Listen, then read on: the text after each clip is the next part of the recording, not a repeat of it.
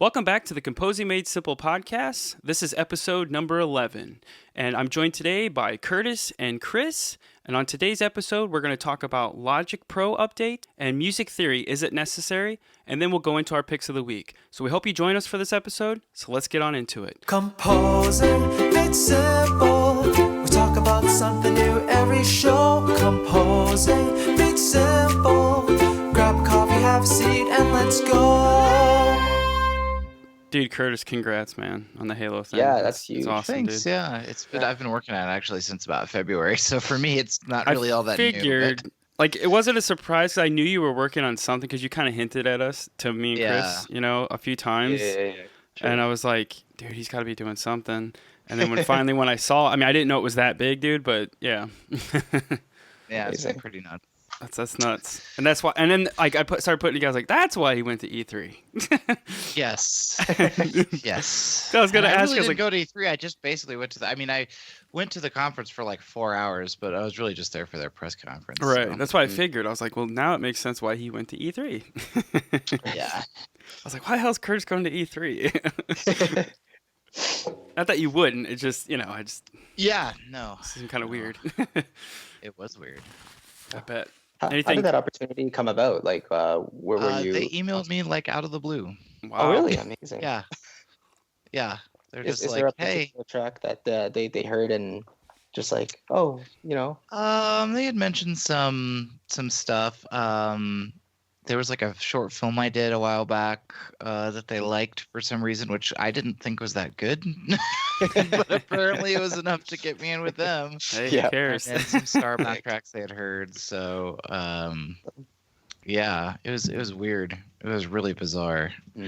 That's The cool, way they man. just were like, Well, it looks like they're trying to take it in a new direction and revitalize Halo. You know what I mean? They're trying to yeah, I think they were looking for people who. I'm not the only composer on the project, but I can't talk about who the other person or other people are because they haven't announced them. They're going to give them their big announcement later. Right. But yeah, they really wanted people who like write in that style, I guess. Okay. Cool.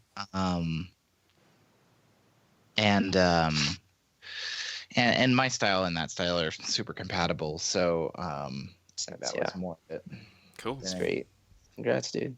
Awesome. No, that's awesome, dude. Because now, you just open the door to, Exactly. You don't know what you could do next. So First of many. Just having done the trailer is Yeah. pretty great. Of course. Did you do the trailer? I did. I all the knew music it was you, man. Like, I didn't know at first, but I was like, maybe he did the trailer. I could just tell by like the piano stuff. I knew it was you. I could Yeah, that's all. Yeah, that's actually all. It's arranged, but it's all the original. The original Halo 3 melodies and the piano parts there. But yeah, there is that one part with the hologram that definitely sounds pretty That's neat. right when I knew. I think that's the part exactly when I knew it was you. Like I was like, he had to do this, man. He had to do this trailer because I was like, it feels like Curtis because I know your I just know your style. I know how you write. So yeah, people always tell me that. I've never felt that it's that identifying, but yeah, but no, you do. It's the melody choice and the chords that you choose. Interesting. Dude, we all have our own style that we don't even know we have. Oh yeah, no. Oh, I know I have a style. I've just never thought of it as that problem. But you're not the only person who's like, yep, I knew it was you. I knew it was familiar. Oh, I knew it right away, dude. Like I said, even though I've known you now for over a year, personally, it's like I've been watching I watched your Twitch streams and your YouTube videos.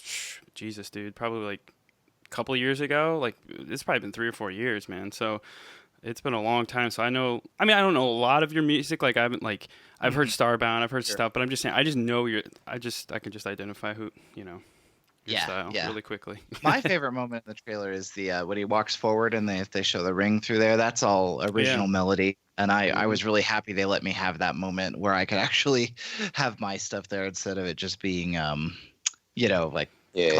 Some remix song that they're doing now with all these damn trailers, and they slow it down to like whatever half speed or halftime. It's like okay. Anyway, so that was cool because originally we had the the big right there and the the guy I'm working, the music director there, was like, well, let's do a take, just do a draft for me where you do your own stuff there, and we'll see what we say. Nice. And they did it, and they were like, yep, we're using that. And I was like, yes, Dude, that's so awesome that they let you do that, man. Moment. Yeah, that's so cool that they let you do that, because you know how they are, Yeah, well, they were very specific about what they wanted, because that trailer needed, I guess they're really trying to tell I guess I have played a little bit of Halo 5. I didn't play through all the way through. I played a lot of the multiplayer. I guess the single player campaign of Halo 5 really departs kind of from classic Halo ideas and stuff. Right. And they're really trying to come back to the community and be like, we're sorry, we didn't mean it. We'll go back. It's going to be real Halo again. So, so that was the whole, so they were like, we got to put in this melody and like, this has got to show up. And I guess they kind of view it like Star Wars, where like, we can have multiple people working on it, but like these melodies need to, like, certain things need to show up. So here's your bass line. You got to have that, but you can write around. Yeah, you can write around it. And, I'm deep into the actual game music now, because I finished we recorded the trailer in like late April. So like I've been done forever. Cool. But yeah, and they're letting me do some you're doing I would actually say most of it they're letting me be original, which is pretty awesome, great. Dude. I can't wait to hear it, man. I'm excited. I'm excited. We're going to record it in the fall. So is it going to be recorded live? Yeah, it's all going to be recorded live. Awesome. Is this your first time like having your stuff recorded live? I mean, I've had stuff played, but I've never had it like AAA right. recorded, so it's awesome. It's weird. It's interesting. That's awesome, dude. No, it's something to be very, very proud of. Pretty overwhelming. It's pretty crazy to spend a day recording strings, this like in this massive, beautiful, professional setting, and then in the afternoon go do a remote session to London to record the choir, and I'm just like, what is happening? That's so cool, dude. Yeah, it's pretty great. Our podcast just went up a few notches. That's right. Yeah, I thought you would be really excited. Yeah. No, dude, I'm more excited for you, man, because I know how long you've been at this, and dude, that's awesome. Like. Yeah, because now you share my guitar idol, Steve Vai. He played on the Halo 2. Halo 2, yeah. Dude. Yeah. The guitar, that was him, and yeah. So that's cool. It's been nuts. So. All right, so for our first topic today, we wanted to talk about the new Logic Pro update, 10.4.5. And for me personally, I've recently went back to Logic and from Cubase, and it's just working for me. But I think this update is really huge for us composers, because there's a few things that they did, at least for me, that I don't see myself going back to Cubase anymore, because of the reasons why I transferred in the first place was disabling tracks. And finally, Logic actually has improved performance with the new Mac Pro they just announced at WWDC. With now they only load tracks up, or the software instruments, when you are using them. So when you click on one, it will actually load in the instrument for you. And I've noticed a significant improvement with my PC, or not my PC, but my computer performance. I'm on an old 2013 Mac Pro 6-core, so it's not the newest machine, but now it's obsolete since they just released a new Mac. But I've seen huge performance increases, and I think this is huge for us composers. If you are a Logic person, or if you're looking to get into Logic, I think now is the time. This was a pretty huge performance update, I think, for the most part. But for me personally, like I said, I've been using it since the update. I think it came out about a week ago, and which they did is they optimized it for the new Mac Pro, which is up to 56 threads. That's insane. I mean, it's huge. So they've increased number of tracks and channels. Now you can do 1,000 stereo audio channel strips, 1,000 software instrument channel strips. That's insane. 1,000 auxiliary, and 12 cents per channel now. I think before it was 8. But anyway, we're all Logic guys. So Curtis, what do you think? I mean, have you noticed a huge boost for you? I mean, I work in a pretty large template. I mean, nowadays I don't. Ever since I switched over to Key Switcher, my template has gone from hundreds of tracks down to about 40. But I did go back, and I was working on an older project that was in my big massive template that has, I think, 150 something tracks, and stuff like opening the mixer used to be, I mean, it wasn't painful, but you definitely like thought about, okay, I'm going to open the mixer now, click X or hit X, wait a few seconds, see if it's going to open. Okay, there it is. And now it just kind of opens right away. So I noticed a lot of those performance improvements a lot with my larger template that has sort of all the articulations broken out on a per track basis.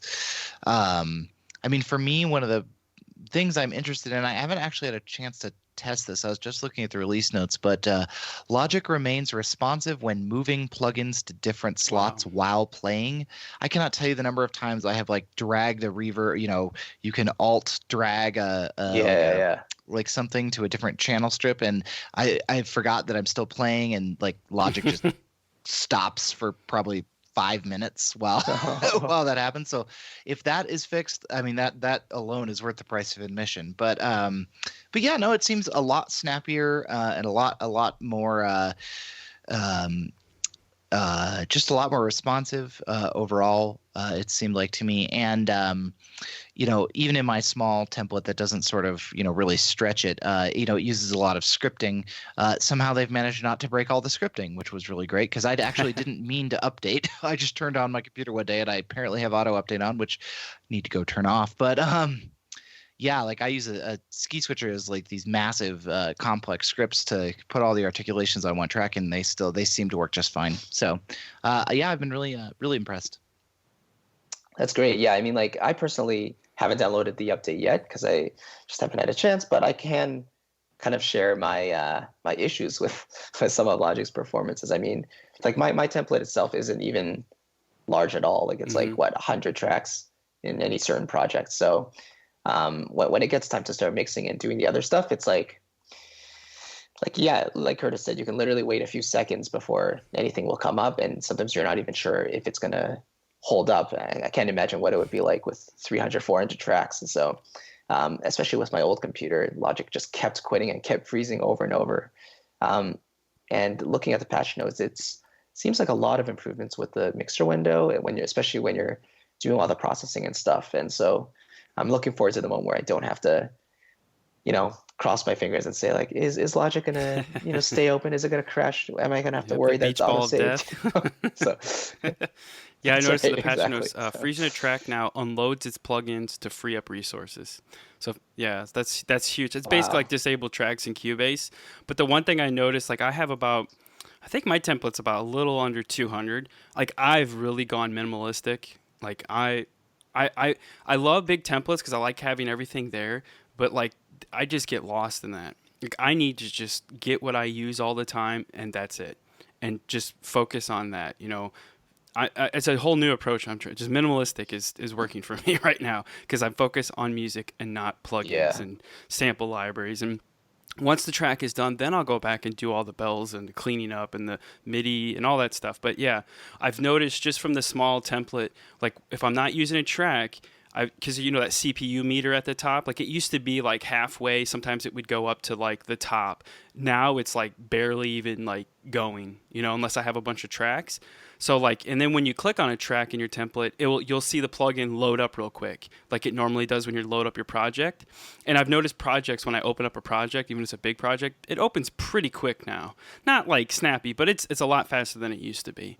So I think this new update is huge. They also added some new loops. They also added a new drummer for like brushes, which I've actually used before, because they had one drummer I think for brushes. Now I think they have 3 total.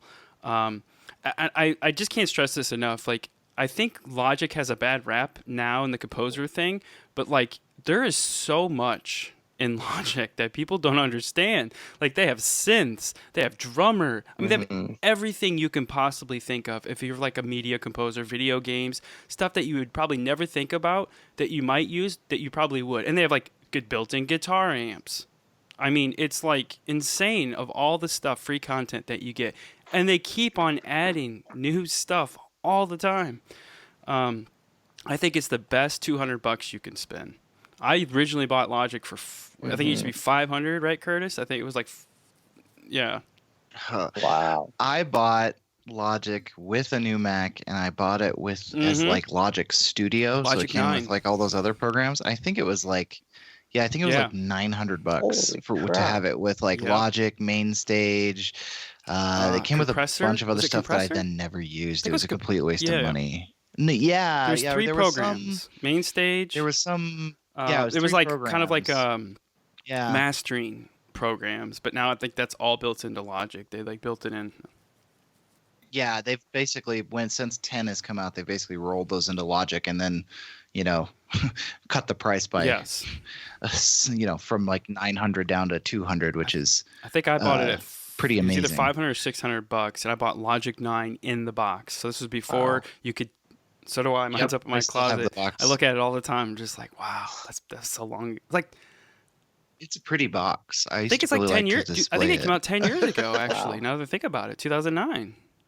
Yeah, and actually, when it first came Yeah, out, yeah. I actually went to a Logic event in Chicago. They were showing all the cool features. It was really cool. It was an Apple event in Chicago. Yeah, I remember when it was like Apple would be like, these are our pro apps. It was like Logic, Mhm. Motion for motion graphics, and you remember they Yep. used to have a compositor for like visual effects, Shake. Yeah, that was Oh, yeah. that was crazy back then. Yeah, that's when Logic was like a Yep. super high end program. I mean, it still is a super high end program. It's just that now anybody can Yep. use it, which is awesome. But yeah, no, it's I've been really impressed. I'm sad to see that there is no note on the patch notes about better enharmonic note spelling in the score editor, because I don't know if anybody ever likes to write in the key of E, but it loves to spell E major as E A flat B. Loves to do that. What? That's Do it sometime. so annoying. Mine consistently does it almost every time. It will occasionally do. I don't know what algorithm they're using to decide enharmonic note spellings, but it's crazy go nuts. But that's okay. I can deal with it. Yeah, I'll Alchemy. live. That's the synth in there, which they bought. I think they bought. Wasn't Yes, Alchemy like Alchemy. its own thing, and they bought it? They acquired the company. Yeah. I think Yeah. it was like a third party. And going back to the launching, I turned off the disabled tracks you're not using feature because with VE Pro that's annoying because the entire point of VE Pro is that you load your project, go get a cup of coffee, and 45 minutes later you're good to Yes, go for the right, rest of the right. day. Yeah. But even when I turn that off, and it's a per project checkbox, which kind of is annoying to me, but even when I turn that off, the launching is still significantly faster, even with that off. So I was really impressed with the with the performance in terms of starting up. So they really seem to have. This seems to be kind of there was a version of OS 10. It was the first one they did that was it was like Mountain Lion. It was like the first we're not gonna. There's one where they said Right. there are 0 new features, right? Because it's all just performance. It's kind of like that. There's not a lot of new features, but the perform. And I would like to see more updates like this because it's really been pretty great. I've only been using it for a Yeah. day, but And they I really also liked added it, a new so. plugin, DSR 2. I guess this is a way better than the original one. So Yeah. also something it wasn't in this new update, but it was. I think it was maybe a year, 6 months ago. Was Articulations. I'm starting to experiment with them right now. I want to see how they work. I'm building them, so I'm in the building phase. I built like one library. I haven't implemented it yet. It looks cool. Like it looks like this could be a cool thing, but in the Discord channel, I was talking last night. Shout out to Eric Gordon, if you're listening. He was telling me that he likes it, but it's a little annoying because you have to select. I think what did he say? You have to select out all the articulations or something like that. Yeah, each note you have to assign an articulation. So it's kind of this. It's kind of the same principle in Cubase because in Cubase it comes up in the MIDI, the MIDI editor window, and at the bottom it has all of your articulations, and then you just click where you want and drag across the the MIDI range window. So like let's say if you have like 4 bars, so you would just like draw in a pencil line for 4 bars, and then if you need 2 bars for like staccato, then you would click from that MIDI note on the bottom. So it's pretty much the same thing. It's just Logic and Apple's just doing it a little more cleaner than Cubase, I guess. So Right. yeah, so I'm gonna that's just a little side thing because they did that update. I think was like beginning of this year or maybe tail end of last year, and I always saw it in there and I was like, yeah, whatever. It's like it might not be cool, but I'm gonna give it a shot and see, and I'll maybe report back in the next episode how I think of it. But overall, oh, go ahead. So the back end for that articulation system is extremely powerful. It's just very, very complicated and hard to use. Ski Switcher, I think, uses it. It doesn't use, its own custom. It's essentially a front end to that system, and it's extremely powerful what you're able to do with that. Because by doing it in the way you're talking about on a per note basis, it means that like when you play things back, they play back with the correct articulation, no matter what you have currently selected at the time, which is not always true. Yeah. Like with a key switch patch, right? Whatever you have selected at the time is what plays back. So that system is extremely complex and interesting. So I'm looking forward to seeing Apple maybe put some Apple shine on that and make it a little bit easier to use because it's very, very powerful. It can do all sorts of crazy stuff. I mean, it can have like, I think the new version of it wasn't this update, but the last update added, I think you can have like 1,024 articulations per track if you so desire. I mean, it's crazy. Or maybe it's still only 256. I think it's only 256. But still, I mean, I'm never going to use 256 articulations on a violin track. He said. Libraries even offer that many articulations per instrument at this point. Smart thing to say. But yeah, no, I was watching a video of somebody demonstrating the articulations. And basically all you do is you open up the MIDI window, select the note, and then on the left-hand side, in your inspector window, you just select the articulation. That's it. And you just do that for all the notes, and it will automatically switch. It's like, it's the same workflow as like, okay, think about having to actually put a MIDI note in C -2, you know what I mean? D -2, and doing that. This is just like, you just select it, boom, change, done. Yeah. I mean, and if it plays right and it works, I'm all in. Because it's no different. What they really need to do is get it hooked up to the score editor a little bit more cleanly so that I can just put staccato marks and it knows what to do, or put a pizzicato thing in the score and it knows what to do. I think if more people utilize it, like us composers, if we get more people on board with Logic, which they lost a lot of market share, let's just say that. But I think with this new Mac Pro, and when they showed David Earl, hey, shout out to David Earl, if anybody knows, if you use Logic, you've watched YouTube channels, SF Logic Ninja, that's who that was that gave that presentation. I found him, oh my gosh, dude, like maybe 10 years ago on Logic when he used to do tutorials. I watched all his videos, and he's like a master at Logic. But anyway, yeah, he was up there. He was the guy that was giving the presentation during WWDC. So if you... And by the way, those were not Logic instruments. You can see back behind him when he's playing 1,000 tracks that it's like you've got contact instruments, you got play instruments, and they're all just loaded natively. That's huge. So that's. I think Apple finally I cannot imagine. got woke. I guess is that the new term now? They got woke, bro. They got woke. Oh my God. Chris is dying inside. But they lost the pro market, man. With Final Cut, they lost a lot of pro users, and especially with Logic, because I know there's a lot of professional Logic people, composers that use Logic, and then they all went to Cubase, which I did. But there's just something about Logic I like. I don't have to think about it because I've been using it for so long, and it's cheap, man. It's and every update they do, you get for free. Like for Cubase, I have to pay $100 like every year when they update a new version. It's like, no thanks.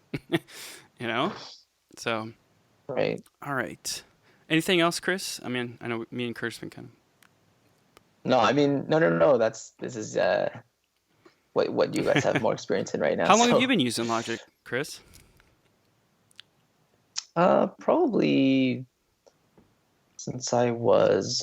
It's probably been about 4 or 5 years. No, so quite a bit. Yeah, something like that. Did you you probably got on right when they released version 10 then in the App Store? Yeah. Probably something like that. Yeah. I remember that. Yeah, and I've stuck with it ever since. Because I never really found a need to upgrade. I mean, I always had struggles with the performance, but it was nothing that I ever cursed the computer. It goes back to that thing. It's just a tool, man. But, all DAWs are more than capable. Like what we have right now is more than what the Beatles had, man, when they made Sgt. Pepper's. So if they can make Sgt. Pepper's with a 4-track, dude, Logic's just fine. You know what I mean? Because that's what I think people don't get. I understand when you need 1,000 tracks, and if it doesn't work. But do you really need 1,000 tracks? I mean, really? Do you really need it? No. I think it's a ego thing. We just look at all the sample libraries I have. Because do you use all 1,000 tracks? No. I've literally forgotten what libraries I own. And they just sit there. And like Right. the other day, I was going back on my drives and like, I own that. I've actually bought a library twice. Yeah. Yes. Oh no. Yes. I bought that an I've East-West never done. library. Yeah. Because I keep my sample drives very nicely organized. I can go look at the drive and know No, whether I I bought bought it an before, East-West but- library twice. I can't remember the one I bought. I think it was one of the like side ones. Oh, it was oh man, what was it? Not the Eastern one, the other one. Oh man, like I can't think of it. Anyway, it's an ethnic one. One of the ethnic ones that they have. Not raw, like the other one. raw or gypsy or something. I bought it twice anyway. So, but I was like, I looked at it, I was like, and they didn't even warn me. So, F you, East West, not telling me, hey, you already have this library. But We might Yeah, think you right. need it for another sample server. I have 2 licenses of everything Yeah. that I've bought because I also have Right. Composer Cloud Professional, so it just Yep. they double up. But anyway, yes, definitely a really great update. Definitely worth your time. Definitely, I've not had almost any bugs either, which has been really great. So they've definitely really done a good job and I done their think they homework on need, this one. like I so. said, I think Apple learned their lesson. And like, because that Mac Pro, hello. I mean, we didn't even get into the Mac Pro, but that thing is a beast. It's a little expensive, but where people are missing the point, I know me and Curtis talked about this, I think, in Discord, is it's not for your average consumer. It's for professional people, that are working in, huge companies that need that resource. So like for us people that are maybe not professional yet, or like a Hans Zimmer or whatever, A-list composer, like the iMac Pro would just be suitable for us, So it's Well, I think a lot of people don't understand the difference between, your sweet Core i9 thing that you've got for games and Right. like a Xenon processor, or Xeon rather processor. They're just different. The Xeon has significantly larger L1 and L2 caches and all this stuff. All this very, very technical, down in the weeds stuff that really does make a difference when you really need to suck all the performance out of a processor that you possibly need, and that's not communicated very well. And since that's the only, like the iMac Pro and the Mac Pro are the only 2 that they sell that have Right. Xeons even as an option, They I don't think get that it. people I can just build don't, a game. don't I get can build it. a gaming computer. Also Right. how much a Xeon costs. I mean, like I was saying in Discord the other day, the 28 core Xeon processor, one of them is Yeah. $11,000. Just the Wow. processor. If you were to just buy it from Intel straight up, the processor itself is $11,000. Holy So crap. that machine is going to Mhm. cost a lot of money, and the reason is those are designed to go into servers and high-end workstations. They're not designed. That's what a They're Mac Pro gonna- is. It's basically a server. People don't get Yeah, it. workstation server. Well, it's a workstation. Yeah. Well, this new one is now rack mounted. I mean, I'm not into the design, but I mean, I love they went back to the cheese grater, but they really did make a cheese grater. I mean, like they're not even, they're not even being sly about it. Like, nope, we made a cheese grater because that's what you guys wanted. But yeah, I was rocking my 2010 Mac Pro for years, man. And because it's a Xeon processor, it's old now, but like there's still people rocking the 2010, 2012, and 13 Mac Pros. The old, Yeah, those Dell servers I bought that are from like 2011. I mean, I bought them for like $2,000, I think, for 2 of them, and Wow. they have each one has dual hexacore Xeons. I have yet to be able to max it out. I have yet to hit the max on them, and I've loaded thousands of contact instruments, thousands of virtual instruments on them, and I have not that's crazy. yet hit the CPU. So I mean, Right. But I'm saying in That's- that's a years, the Xeon next for 5 ya. years, though, I think Sample Libraries is going to have another like iteration like we had here the last like couple of years. They really got better. But like, because like when Apple puts out something like that, stuff's coming. It's more for video editing. I mean, obviously for like 8K, 4K video, you need a huge computer. So that's what that thing is really kind of for. But like, it was awesome to see. They had a guy up there doing Logic Pro at WWDC. You don't really see that. Like, you really don't ever see that at an Apple keynote. Like Logic. There's like, oh yeah, we made an update to Logic. Okay, thank you. It's usually a press release. my My personal favorite moment was they showed it with 6 Pro Yeah. Tools HDX cards in it, all loaded up. I guess Pro Tools Wow. only supports 3. Like, you can put more in and it will use them, but I guess if you go to Avid with problems, they'll be like, we only support 3. I just love that they had the gall That's to put up awesome. one with Well, 6 they're, on like I their said, they presentation. learned their lesson because they lost a lot of the pro market, and that was a lot of their money where they made. It wasn't huge. Obviously, consumers, are more of Apple's, buyers and stuff. But I think they learned their lesson because they lost the movie industry and then they lost the audio industry because that everybody used to have a Mac. All right, for this next segment, we're going to talk about theory, music theory. Is it necessary for us as composers? And it's a tricky one because there's lots of composers out there who don't read music, who don't really know much theory, but yet they crank out some amazing music. And there's a lot of examples, but I don't really want to, go too much in detail on any names or anything. But the main topic is kind of, is this fundamental knowledge of, this rule means that you can go from this note to this note, or these chords fit well with these chords. Do we really need that, or is relying on our ear and just on our instinct good enough? And I'm sure there's been a ton of debates about this, but let's talk about that a little bit. So, Todd, what do you think about that? Do we need theory to create good music? See, you're talking to the person. Everything you just mentioned is me. So, I'm the, but I know theory. I know basic music theory now. I mean, when I first started, I didn't have a clue. I used my ear, and I think a lot of us start that way. And I think the ear is really important. Your inner ear, not just your ears, but your inner ear, your musical inner ear, is. Everybody has their own. You know what I mean? Nobody is the same. So we all have our own unique musical inner ear. And to develop that, I think anybody has the possibility to learn music. I don't think it's just you were born special. This crap that we tell ourselves, I think everybody inherently knows music. I mean, everybody knows the major scale. Even if they don't even play an instrument, if you say, do, re, mi, everybody can pretty much do it, right? Are they on pitch? Maybe, maybe not. But they know it, you know what I mean? Just instinctively, because it's just built into us from day one. I mean, we've been hearing music since we've been, you come out of the womb. I mean, music's always playing, right? Depends if your family's musical or not. But there's always music somewhere. Movies, TV, shopping mall. I mean, you know what I'm saying? It's everywhere. So at least Western music. Let's be specific here. Western music. So is it necessary? No. And yes. You know what I mean? Because for me, I don't rely. I think the best is when you get to a point where you know it, but you don't think about it. You just do. You know what I mean? That's where you need to get. But I think everybody at least knows knows a major scale and a minor scale and how to build chords from it. I think if you know that much, you're fine. Because all Western music is built on the major scale, right? I mean, for the most part, all pop music, and then there might be the major scale or minor scale in there. So is it necessary? No. But I think what's necessary is a good musical inner ear.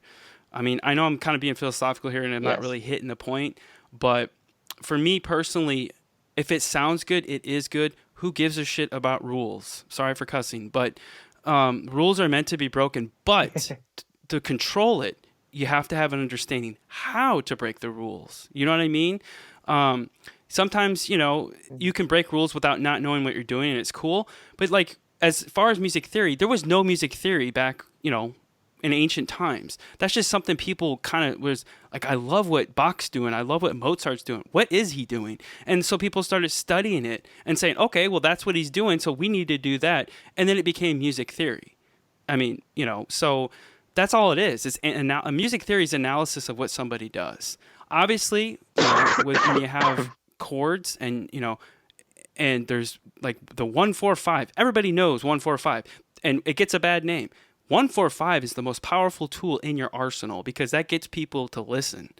But where you go next, you know what I mean? Where do you take it now? Now that's where music theory comes in handy. I think personally, composition and all that stuff. Yeah, no, it's funny you say that because I'm sure there's actually a ton of people who don't even know what a major scale is, and they're accustomed to hearing happy sounds versus sad sounds, right? If you something, they'd be like, all right, this sounds nice and pleasant, or this sounds, very sad and melancholic or whatever.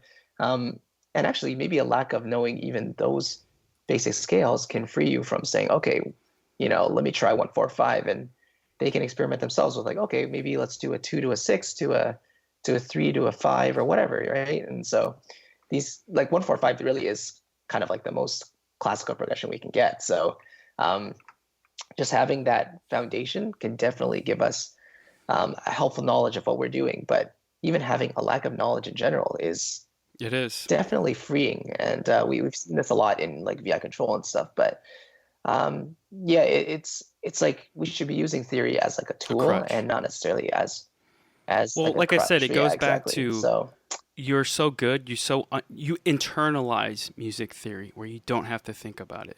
You just do. Like when I play guitar, when you play piano, Chris, when you first started, like you had to think about all that stuff, like chords. Like here's my test for you, all musicians: pick up your instrument and go back to day one when you actually go, how do I make a C chord? Like your mind would just go, what? Like it's so difficult. But like when you just sit at your guitar or at your piano, you just play, dude, because you put the hours in. You've practiced over time. It's just like it's muscle memory. Like when you can get to that point, like when you're not, you just inherently know where it needs to go. You know, if that makes sense. Curtis, I know you have a lot to say on this. He's just been waiting. Yes, I've been patient. Yes. This topic always. I feel like there's two things that are unhealthy when people talk about this, and the reason I put this on the rundown today was because I've been seeing both of these quite in abundance, as this has kind of been stirred up more by Daniel James's live stream he did up like last week or the week before, and the two unhealthy feelings or the two unhealthy opinions in my view are. I don't need to know this. It's stupid, and I can make music without it. And also, from the other side, people who haven't learned this are somehow dumb or unworthy or stupid, and they should just be ignored. And this very elitist idea, right? Like I know. I have a degree in this maybe, or I understand the computational hexachords in serialist music, and therefore this person who doesn't read music or doesn't understand chord structure is worthless, right? Like as a musician, right? Both of those are super unhelpful, because the thing of it is that what understanding the actual mechanics of harmony, which is really what theory mostly addresses, really understanding the mechanics of harmony, specifically in a tonal context, what it gives you is the freedom to choose. I see a lot of times people say, well, I can make great music on my own without knowing this. Sure. Okay, great. I mean, that's great. And I wouldn't say that that's not true. And I wouldn't say that your contribution is not valuable. But I would also say that can be a prison, because you don't know, if you don't understand why what you're doing is working, that's all you have. You have one thing in your toolbox that you understand how to do, one thing you don't understand why it works. So you don't understand how to change it very well. And yeah, you can sit down and mess with new things and try out new ideas and eventually find your way, sort of stumble your way into something else. But you could have short-circuited that process and immediately went from, I want this to sound different. Okay, what do I want it to sound like? Okay, why does music that sounds like that sound like that? And immediately just gotten in there. And so, especially in the world of commercial music and soundtracks and things like that, you are often asked to sound like something. You are given a reference. You are given something that the filmmaker, game maker, commercial director, whatever wants. He wants it to sound like. And what a good grasp of theory does is it gives you a tool to look at that and say, okay, that sounds like this, right? It sounds like this particular mode or this particular scale. It makes heavy use of these things. When I look at the chord progression, I notice that it is often repeating these chords in this specific way. And that gives you an enormous head start in terms of trying to capture that sound. This is why as we moved more and more in the all music is just sound design direction. This is one of the reasons we're moving that way, right? Is because as as um, as more people are able to just do that from like a because anybody can learn this. Like music theory is not that hard to learn. Um, it's pretty. Yeah, sure. Did some of us go to college for 4 years to learn it? Sure. Did I really need that level to really understand what I need to do commercial music? Probably not quite that much. I mean, it was still useful. Again, it still gives me the ability to choose, right? The freedom to do something else or to go a different way. But yeah, basic music theory, the sort of stuff that's going to really help you like in like modern cinematic or game music, it's really not that hard. And so, as more people learned it and more people got better at it, we started to the differentiator became something else, right? Because everybody can maybe write Western music. Everybody can write, maybe not. I mean, jazz is probably a bad example because the complexity in the harmonic environment obviously kind of spikes. But yeah, that's why we're kind of moving that way. But the thing is that I feel like we've been doing that for so long that now there's this large contingent that I see. And again, I'm not talking about professional composers. I'm just talking about people who do this as a hobby or, just do this on the side or are just starting out, who think that all they ever hear about this is that, this like finger wagging professor telling them that learn your scales, and that you're bad or deficient in some way because you don't do that. And that's not true either. Like when I tell you, composer who says something like, I don't read music or I don't understand scales or I don't understand chords, when I say, hey, you should learn theory, it's not oh my God, you're terrible and I'm scolding you. It's wow, it could be so much easier for you. Yeah. Right. I have this really powerful tool I can give to you that can help you, right? And it can make it even better for you and give you that freedom. So this discussion, I feel like what I have seen from it has been very much those two negative attitudes that I started off talking about, where there's like one side of people who are basically telling this people that they are trash because they don't understand what a major scale is. And on the other side, there's people saying, I don't need to study the works of insert important musical person here because A, either I don't like it, or B, I can make great music without it. And I would just like to offer a sort of middle of the road opinion here that, maybe try a little bit, see if it makes it better. I mean, I can tell you that the day I started looking at music not as an instruction to do this, to execute this one thing, but as it's kind of like a spice. It's a flavor. It's hard to describe. It's kind of like the forest and the trees. Yeah, right. It's like the forest and the trees, right? Right. When you're first learning your instrument, you're so concerned with playing the right note at the right time, with the right articulation or the right dynamic level, that's really the trees. But then there's this moment where you suddenly understand the harmony and the scale and the key that you're in, and it's like suddenly you understand everything else, right? And suddenly that you're not just playing a B, you're playing the third of a G chord. And that has like meaning, right? And that means something. And there are things that inform that. Thirds of chords are very powerful. So maybe it doesn't need to be as loud or whatever, right? Like, I mean, there's this sudden moment where it's like you suddenly are standing on a mountain, like overseeing this. It's beautiful. And I would like more people to be able to do that. And I'm not even that great at theory, even though I have a degree in it. But it's still, being able to, I can tell you right now that if you're ever sitting in a recording session and there's maybe a little mistake in the score, being able to look at that mistake in the score and quickly know exactly why it's wrong and how to fix it is going to be a lot better than staring at it and not understanding what's happening and why the strings don't sound right. So that's just my sort of the thing I wanted to I think it stems from insecurity. A lot of these people are newer to the thing. Like, I don't need that. That's going to hurt, because I was like that. I took music theory. Okay, I'm the dude. I was a guitar player, rock guy. Didn't know nothing. I didn't know anything. And knew a few chords. I love metal and all this stuff. And I was like, well, I'm going to take a music theory class because I took electronic music. And my professor said, you should really take music theory because I guess he just saw something. He knew that I had a natural ability for music, okay? But he's like, you need to improve on it. You know what I mean? Like, yeah, what you got is great, but you're not harnessing your potential.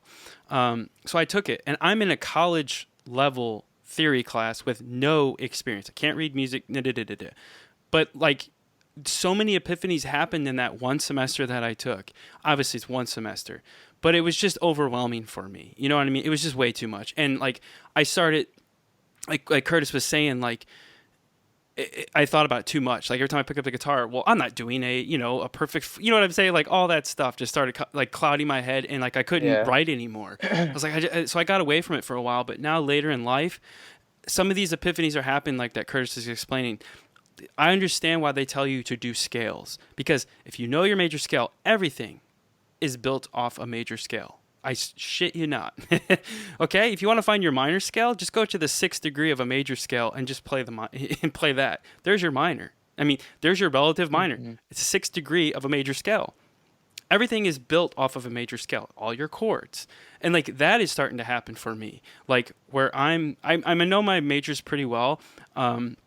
And now I'm starting to learn minor, like how to build minor chord progressions. You know, it's basically just you start from the 6th. I mean, that's basically all it is.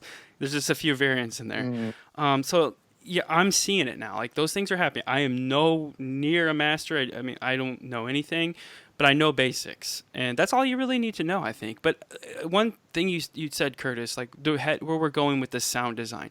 This is why nobody knows anything. Okay, because. And this isn't a knock. This isn't me being elitist. I'm just calling it like it is. A lot of composers are coming from the dance world, you know, the electronic world. I love electronic music. Trust me, I love it. But it's all sound design. It's all just, it's rhythmic. I mean, you have to have rhythm. Music is very rhythmic. You have to know rhythm too. But the thing that we're talking about, you know, it doesn't really apply. Because it's all synthesis, you know what I mean? So it's like, it just sounds cool. So it is cool. You know, like take Skrillex for an example. Dude, is that music? Like, I don't know, but it's really cool. But is it going to live with you forever? You see what I'm saying? Like, that's the difference. All these film scores that have been going out, it's just like a puff, poof, it's great, and then never hear it again. But for some reason, we keep going back to the classics. I mean, obviously, even during Williams' period, there was trash, you know. But for some reason, his stuff, it's like gold, man. You're going there at the river, and these things, a lot of stuff just falls through your thing, but there's only a few that are captured. So there's always, within good music, there's always bad music. And if you look at any period, you look at Mozart, Beethoven, Vivaldi, all of them, there was so many composers, a lot of it was garbage. By today's standards, it's probably really good music, but it just, you know, it wasn't the cream of the crop. And that's why I always harp on. It's like, dude, 99.9% of us will never be that. So just get that out of your head and just learn what you need to learn and grow as a musician, as a songwriter, composer, whatever, and just keep trucking, man. Because you just never know when your big break or when your thing's going to happen. But is it necessary to wrap it all up? From my personal opinion, you need to know the basics. After that, use your ear, your inner ear. Develop that. Develop to what you hear in your head that you can replicate on any instrument. That's what you need to put your time and effort in. You know, like, because that is you, and that's very unique, and nobody will ever be able to do that. And that's why, like, when you hear those people that want to sound like somebody, like, you can nail it a little bit. Like guitar players, that's a perfect example for me because, you know, the guitar is, a lot of people emulate a lot of people. Like when Eddie Van Halen came out, everybody knows who Eddie Van Halen is. Like, listen to the 80s, everybody wanted to sound like Eddie Van Halen, but you're not, because you don't think like Eddie Van Halen. You don't have his melodic sense. So yeah, that's my thing. Yeah, so it's like, I mean, exactly, like, to develop our inner ear and our sense, it all comes back down to kind of listening to more music and developing our own preferences for, you know, what we like and what we don't like. So theory can serve as a really good set of rules, but like, nothing can replace our natural instinct and what we want to do. And you know, to explore different options, theory can be a very good option. To, you know, studying theory is very good, but when it comes down to it, it's either you like what you're choosing to do or what you don't. So I think studying theory can only help. give you more choices. But again, we don't want to rely on it too much. But at the same time, you don't want to neglect it, because, like Todd said, knowing the basics is key. And once you do know the basics, it's really just building it up from there and developing your own. It's like what your own Curtis style. said, like a whole new world opens up to you. It's like you're like in a hallway and there's like one door open, but once you learn those things, 4 more doors open up after that door. You know what I mean? So you could just go you could just go so many other places with it. So it's not going to hinder your stuff. It might at first, because you're relying on it so much. Like I said, when you get to that point where it's just internalized and you don't even think about it. Like when you first started playing an instrument, it was difficult. You thought about everything all the time. But when you get to that point where you're just playing, that's a beautiful thing. Mm-hmm. That's where you want to get with music theory. Like you're just, it's just there. It's like speaking. It's like talking English, or you're speaking a sentence. Like I don't have to think about what words I want to put together. It just flows.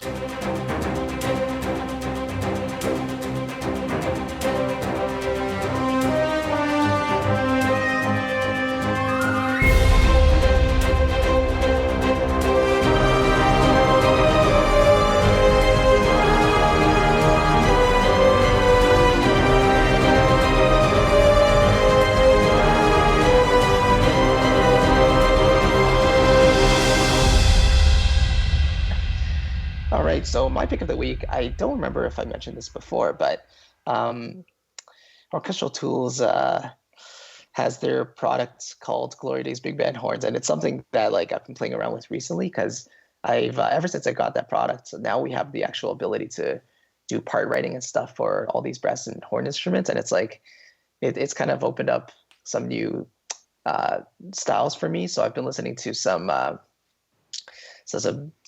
big band standards and some jazz classics, and it's been a lot of fun.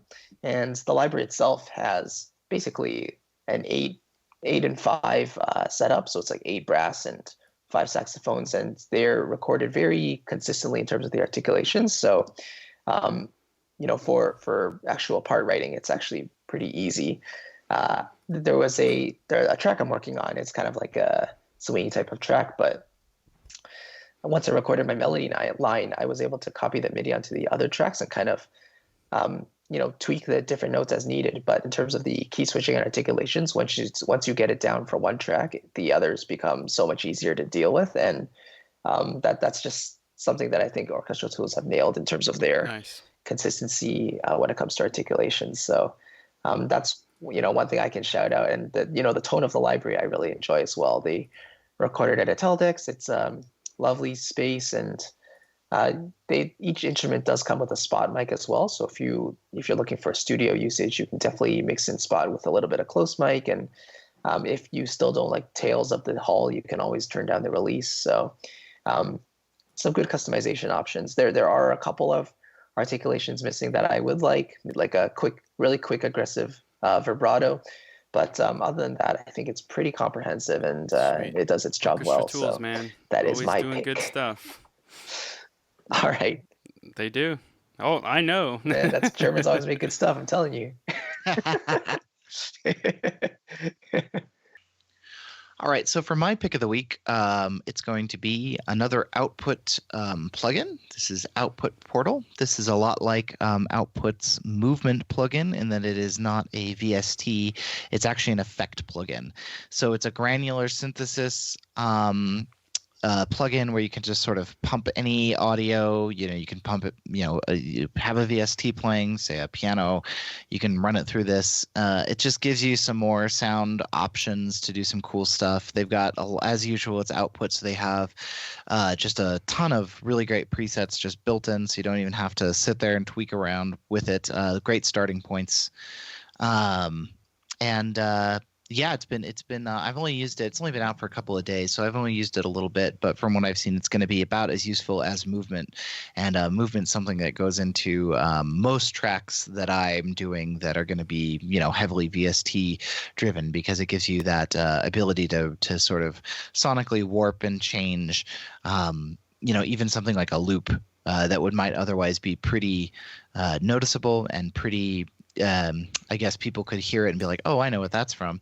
You throw it through something like output portal or output movement, and suddenly you get something totally different, and just gives that little bit of uniqueness to a track. Again, very electronic. This is not something you're going to be putting on, massive orchestral, cinematic, James Horner style stuff a whole lot.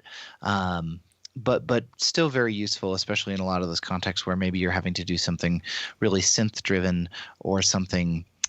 Even in the orchestral realm, you can do some pretty cool stuff with stuff like this by like taking, say, your entire brass section and pumping it through this, and it'll give you something that sounds really trippy and modern, but still gives you kind of that classic sound. So I found that the usefulness of plugins like this is pretty infinite. So that's my pick of the week. All right, so for my pick of the week or month is I think it's called VIVO Dual LCD LED Monitor Desk Mount Stand. So it's for 2 monitors. I actually just regutted my whole office studio. I changed some stuff around, and I'm trying to minimize stuff. I just got too much junk.